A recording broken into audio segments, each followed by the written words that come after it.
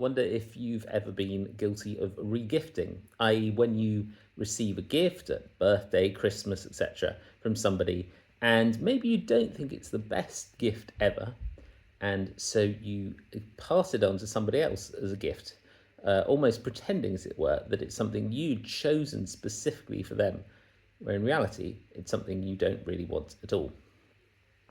Anyway, whenever I might have done that, I'm not going to admit that I have.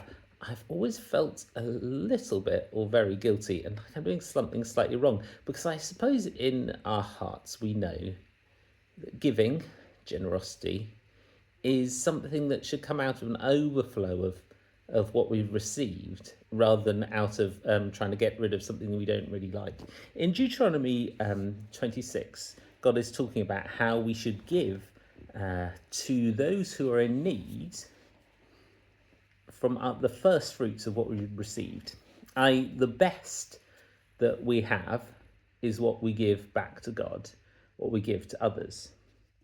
God's putting it like this. He's saying, you've received all these good things from me, and therefore make sure that you give a tithe.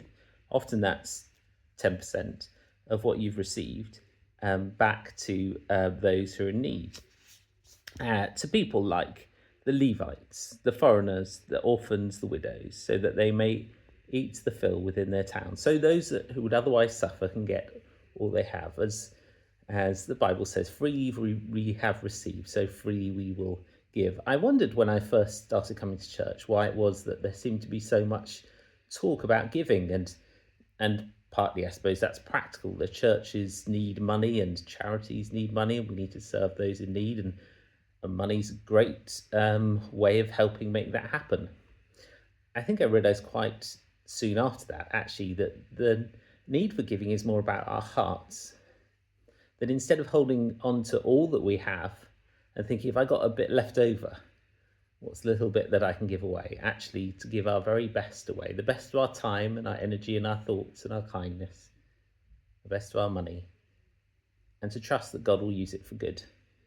So although it's never particularly fun, I think actually it can be something that brings us joy, giving. We know that we're doing what God has called us to do because he has been good to us. Bless you today.